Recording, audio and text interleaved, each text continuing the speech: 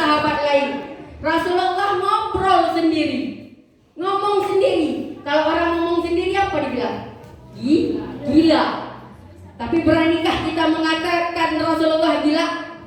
Tak berani. Apa kata Rasulullah? Ahbabi, ahbabi, mata arahum, mata alqahum. Kekasihku, kekasihku, kapan aku bisa bertemu denganmu? Kapan aku bisa duduk langsung bersamamu? Kapan aku bisa ngobrol langsung bersamamu, wahai kekasihku?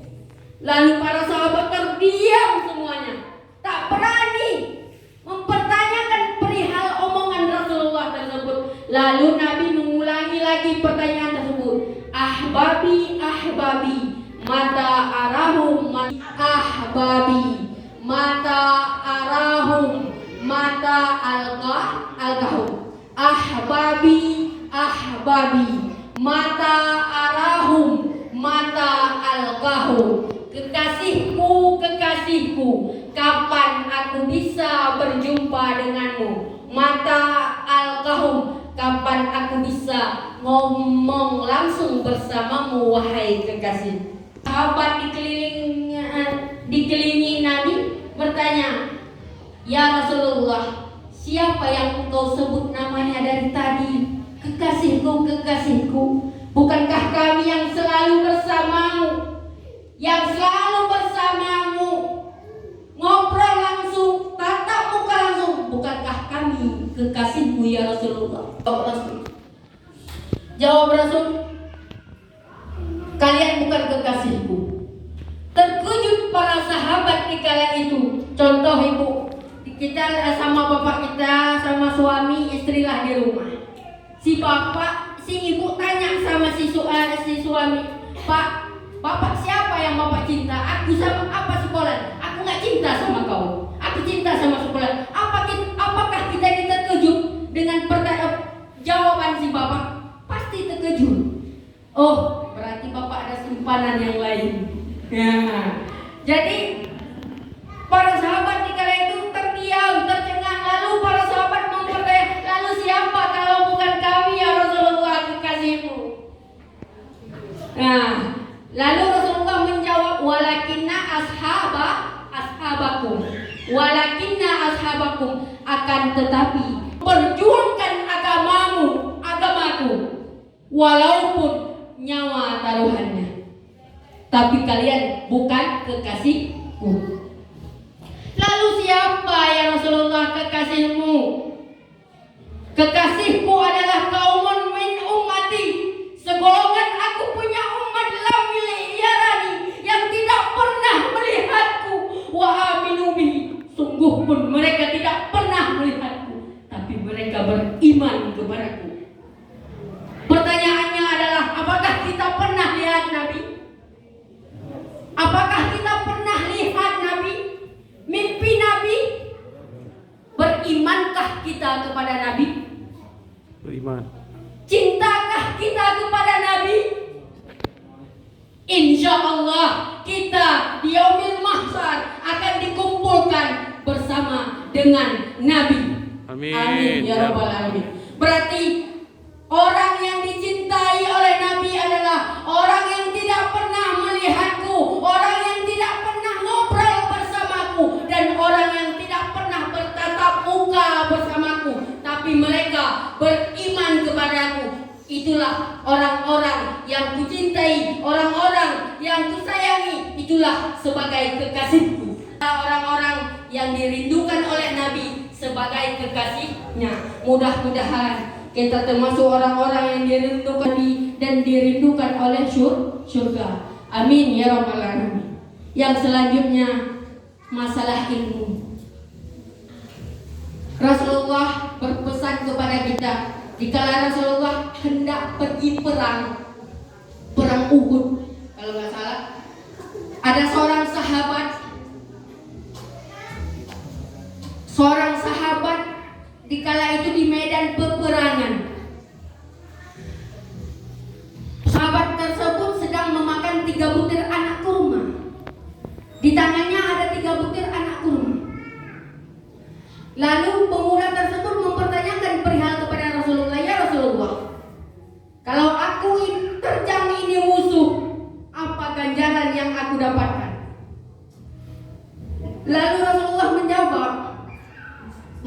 yudkhilukumul jannah. Allah janji akan memberikan kamu surga. Yang luasnya surga ini lebih daripada hamparan langit dan bumi. Lalu pemuda tersebut menjawab, bakhil. Kalau bahasa kitanya bagus. Betul. Kalau Filipin bilang betul. Ya. Lalu Rasulullah mempertanyakan, ya pemuda, apa gerangan Anda? Menjawab bakhil surga tersebut. Lalu Rasulullah mengelilingi prajurit pasukan peperangan, mempersiapkan peperangan akan terjadi. Kemudian pemuda tersebut ngobrol sendiri. Kalau aku habiskan 3 butir anak kurma ini, kelamaan untuk masuk surganya Allah. Kelamaan untuk masuk surganya Allah kalau aku habiskan 3 butir anak kurma ini. Lalu pemuda tersebut membuang 3 butir anak kurma. Dia memacu kudanya. Sesampainya di barisan musuh, puluhan tombak, ratusan anak panah menyambutnya. Belum sampai pemuda tersebut di barisan musuh, pemuda tersebut gugur sebagai syahid. Lalu Rasulullah mempertanyakan kepada sahabat, siapa yang berani menerjang musuh dengan sendirian? Lalu para sahabat menjawab, ya Rasulullah, itu pemuda yang baru saja menanyakan perihal tadi. Dia bilang sebelum dia pergi, kalau aku makan 3 butir anak kurma ini, kelamaan untuk masuk surga. Jadi pemuda tersebut ingin cepat-cepat untuk masuk surganya Allah. Masya Allah. Kelebihan daripada cepat-cepat untuk masuk surganya Allah adalah di situ Rasulullah menampilkan kisah peperangan, zuhud, zihad kepada Allah. Kita ini yang baru-baru mu'alaf, kita ini adalah orang-orang yang berjihad di jalan Allah. Kita ini orang-orang yang menuntut agamanya Allah.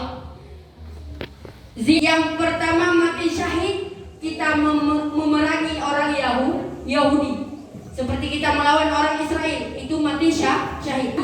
Pahala syahid apabila kita mati dalam keadaan menuntut ilmu. Walaupun kita menuntut ilmu itu sudah tua, kayak bapak udah tua, Allah ambil umur bapak nanti, bapak dalam keadaan menuntut ilmu, maka Allah akan berikan kepada bapak atau ibu pahala syahid.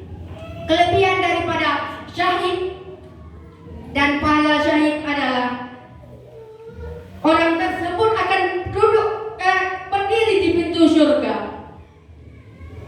Allah memberikan kelebihan kepada orang tersebut 70 anggota keluarganya untuk masuk surga. Dia berdiri, ya Allah, ya Tuhanku, aku ingin ibuku masuk surga, ya Allah, anakku masuk surga, ya Allah, saudaraku masuk surga, tetanggaku masuk surga, ya Allah, istriku masuk surga, cucuku masuk surga, ya Allah. 70 anggota keluarganya beliau bisa bawakan orang tersebut masuk surganya Allah.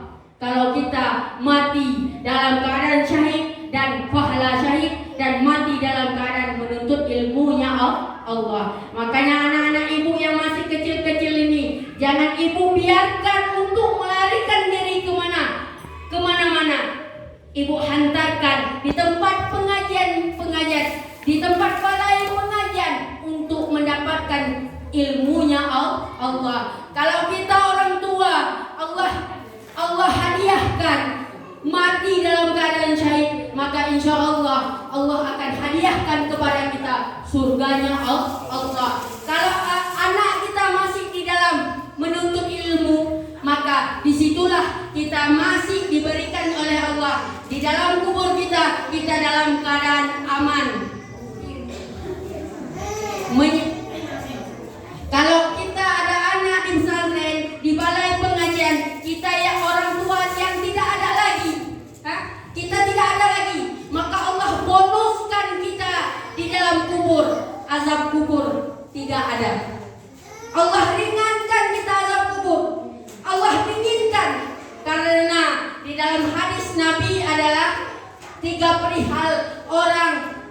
yang dapat memberi manfaat dikala kita pulang kepada Allah. Yang pertama sedekahul jariyah, sedekah jariyah berupa harta wakaf. Kita pernah mewakafkan tanah untuk ahlinya ilmu. Kita pernah mewakafkan 2 sak semen untuk masjid. Maka harta itu mengalir sampai bila-bila dan mengalir sampai kita meninggal pun harta itu, pahala itu masih terkandung pada diri kita, masih bisa menolong kita. Yang kedua adalah ilmu yang bermanfaat.